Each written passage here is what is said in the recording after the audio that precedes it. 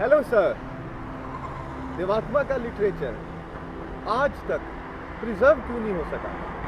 Would you please explain the reasons behind it? देखिए, इस questions को समझने से पहले हमें देवात्मा की लिटरेचर को थोड़ा सा समझ लेना होगा कि प्रॉब्लम देवात्मा के लिटरेचर में है या प्रॉब्लम कहीं और है।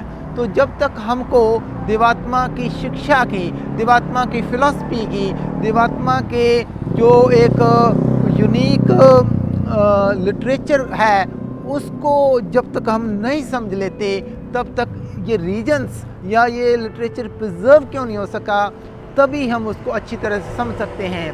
तो सबसे पहले ये जो प्रॉब्लम है, देवात्मा एक इंडियन थिंकर हैं, इंडियन एक रिलीजियस रिफॉर्मर हैं, देवात्मा एक इंडियन स्पिरिचुअल मास्टर हैं, स्पिरिचुअल गुरु हैं। तो जो इनकी शिक्षा थी या जो इनका लिटरेचर था वो कम्प्लीटली साइंटिफिक था, वो completely based on truth, goodness and beauty था। यानी कि एक तरफ पूर्ण रूप से वो साइंटिफिक था और दूसरी तरफ जो उसका आधार था कहीं न कहीं वो ट्रूथ, गुडनेस एंड ब्यूटी था। भारतीय दर्शन कहीं न कहीं इन दोनों चीज़ों को आज तक नहीं समझ पाया है। भले वो ये दावा करते हों कि हमारी जितना भी लिटरेचर है वो सत्य शिवम सुंदरम की बातें करते हैं, लेकिन एक्चुअली बात यही है कि भारतीय कल्चर में ये दोनों चीज़ों की कमी रही है। वहाँ पे साइंटिफिक टेम्पर की भी कमी रही है और हाईएस्ट वैल्यूज़ को भी अभी तक अंडरस्टैंड नहीं किया जा सका। लेकिन जो पहला पार्ट है साइंटिफिक टेम्पर, साइंटिफिक शिक्षा, ये वेस्ट कहीं न कहीं इससे इंडिया से आगे निकल गया है, क्योंकि इंडिया में जितना भी स्पिरिचुअलिटी डेवलप हुई है वो कहीं न कहीं साइंटिफिक उसका बैकग्राउंड कभी भी नहीं रहा। लेकिन इससे उल्टा वेस्ट में जितनी भी शिक्षा डेवलप हुई वहाँ पे स्पिरिचुअलिटी तो कम डेवलप हुई, लेकिन हर एक फील्ड में विज्ञान ने, साइंस ने इस लेवल पे तरक्की कर ली कि वहाँ पे साइंटिफिक टेम्पर विकसित हो सका। अभी प्रॉब्लम एक ही है, क्योंकि इंडिया की जो फिलॉसफी थी वो इतनी ज़्यादा सुपरनेचुरल पावर के ऊपर आधारित थी, इतना ज़्यादा उनका विश्वास गॉड का डीप था कि वहाँ पे साइंस कभी डेवलप हो ही नहीं पाई। और दूसरी बात, देवात्मा पहले ऐसे थिंकर हैं, पहले ऐसे स्पिरिचुअल थिंकर हैं, स्पिरिचुअल गुरु हैं जिन्होंने साइंस के अलावा, साइंटिफिक मेथड के अलावा कोई बात कही नहीं है। और भारतीय चिंतक इसको कभी भी समझ नहीं पाए हैं आज तक। तो फ्यूचर में भी मेरा कोई ऐसा कोई ख्याल नहीं है कि इस शिक्षा को साइंटिफिक वे से समझ पाएंगे। तो देवात्मा की जो शिक्षा थी वो इसलिए प्रिजर्व नहीं हो पाई क्योंकि लोगों की समझ में नहीं आ पाई, क्योंकि उसका जो साइंटिफिक लेवल था वो इतना हाईएस्ट या एक हायर लेवल पे था कि सामान्य लोग उसको समझ नहीं पाए। वैल्यू साइड में भी वो इतना शिखर पे था कि नॉर्मल आदमी, इवन नॉर्मल से ऊपर भी जो एक सात्विक जीवनधारी भी थे, वो भी इस शिक्षा को समझ नहीं पाए। अब थोड़ा सा हम आपके क्वेश्चन की तरफ आते हैं, जो आपकी क्वेरी है कि वो प्रिजर्व क्यों नहीं हो सका। प्रिजर्व कोई चीज़ तभी हो सकती है जब उसको हम अंडरस्टैंड करते हैं, उस लेवल को समझ पाते हैं। तो मेरा तो ये ऐसा पर्सनल ख्याल है कि आज तक दुनिया में ना तो ईस्ट में ना कोई वेस्ट में ऐसे लोग आए हैं जो देवात्मा लिटरेचर को किसी अंश भी समझ पाएँ। बहुत चंद आदमी आए हैं, तो वो मिलियंस लोगों में चंद आदमी, मैं समझता हूँ कोई उनकी कोई गिनती नहीं है। उसको हम चंद आदमियों को कोई किसी कैटेगरी में या गिनती में ला ही नहीं सकते। तो सबसे पहले प्रॉब्लम यही रही कि देवात्मा का जो साइंटिफिक लेवल था, वो उसका जो विस्तार था या उसका जो एक गहराई थी, वो हम भारतीयों के अंडरस्टैंडिंग में नहीं आ सकी।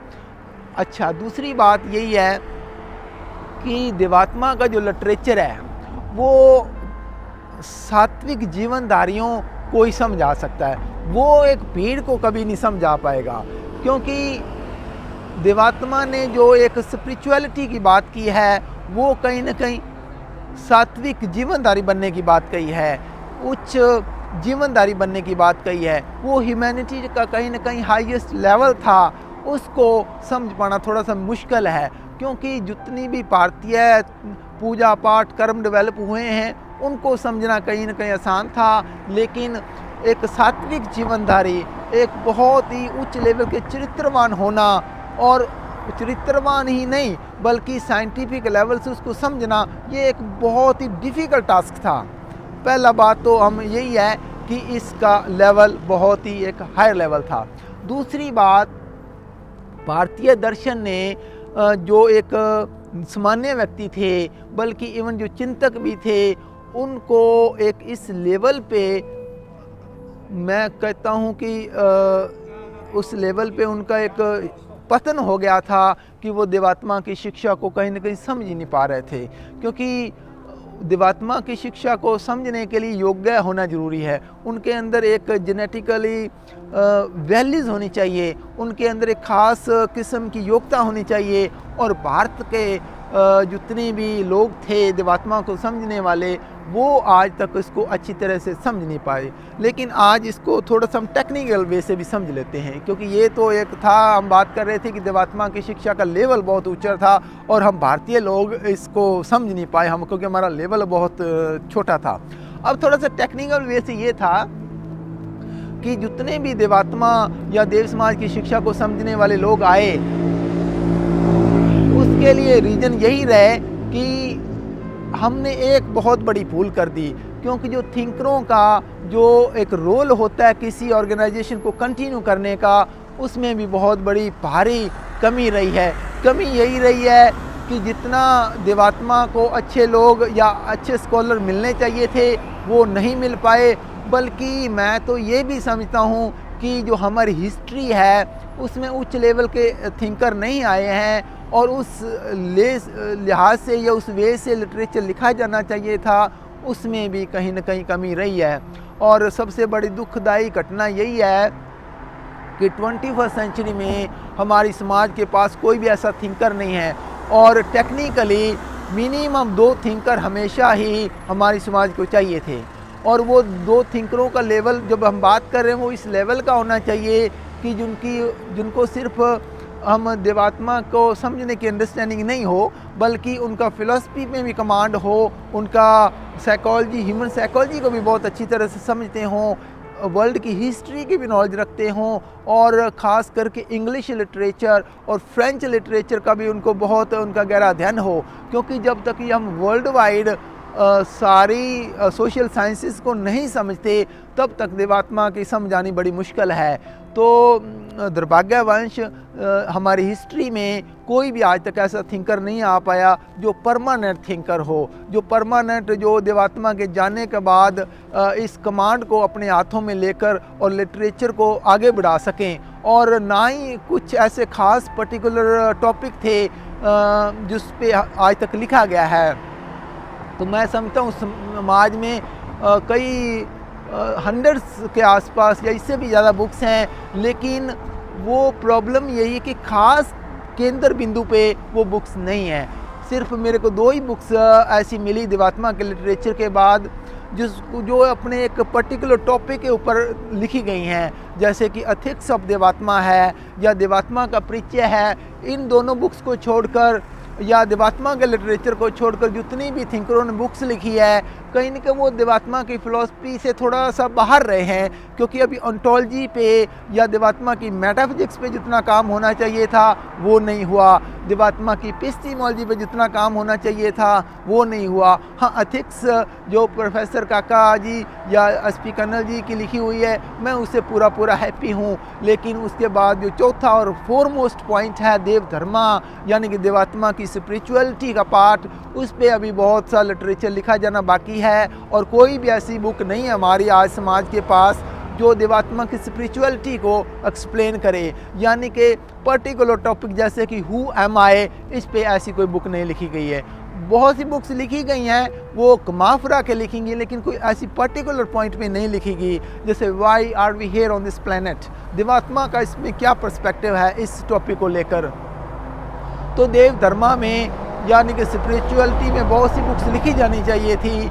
उस बिंदु को लेकर उसकी बहुत बड़ी कमियां रही हैं। और मैं समझता हूं कि 21st सेंचुरी कभी न कभी इसका जो नुकसान है, मैं समझता हूं 2050 तक वो उसको बहुत ही अच्छे वे से फ्यूचर में इस सेंचुरी के अंदर थिंकर आएंगे और वो स्पिरिचुअलिटी पे, देवात्मा की जो देव धर्मा है उस पे ख़ास लिटरेचर लिखेंगे। और थिंकरों के बिना कोई भी सोसाइटी नहीं चलती। जब सोसाइटी नहीं चलती, इस लिटरेचर को समझा ही नहीं गया है, तो प्रिजर्व कैसे हो सकता था। लेकिन इस मामले में मैं खुद भी अपने आप को योग्य मानता हूँ और मेरी भी कोशिश है, हम हाईएस्ट मीनिंग ऑफ लाइफ के चैनल के थ्रू या जो हम वॉल्यूम लिख रहे हैं, 7 वॉल्यूम पे हमारी यहाँ यूके की टीम काम कर रही है ताकि ये लिटरेचर प्रिजर्व हो सके। और दुर्भाग्यवश मैं ये दावा भी नहीं कर सकता कि उसमें हम कितने सफल होंगे, लेकिन हाँ, एक बात क्लियर है, इस लिटरेचर को प्रिजर्व करने के लिए मैं अपना पूरा जो योगदान है या अपने आखिरी सांस तक लड़ूंगा, क्योंकि अगर देवात्मा का लिटरेचर प्रिजर्व नहीं होगा तो ये ह्यूमैनिटी के लिए बहुत बड़ा घाटा रह जाएगा। और सबसे बड़ा घाटा यही है कि कल को कोई भी ऐसा इंसान उठकर आ जाए और कुछ नॉन साइंटिफिक बातें करे और ये कहे कि मैं देवात्मा का एक मीडियम हूँ और देवात्मा ने मेरे को हिदायतें दी हैं प्रलोक से कि आज से पहले जितना भी लिटरेचर है वो सब फेल हो गया है और नया तरीके से लिटरेचर लिखना शुरू हमने कर दिया है, तो मैं समझता हूँ कि हमारी संस्था को बहुत बड़ा नुकसान हो सकता है इस बात को लेकर। तो देवात्मा की जो मुख्य शिक्षा है वो देव शास्त्रों के ऊपर ही आधारित है और मैं चाहता हूँ कि इस लिटरेचर को प्रिजर्व करना चाहिए। और हाईएस्ट मीनिंग ऑफ लाइफ के वॉल्यूम का सिर्फ और सिर्फ एक ही लक्ष्य है कि इसके लिटरेचर को प्रिजर्व कर सकें। लेकिन भले ही मैं इस फील्ड में अकेला हूँ और अपनी तरफ से ये कोशिश करूँगा कि विदिन 5 to 10 ईयर्स में ये लिटरेचर प्रिजर्व हो सके। Thank you very much.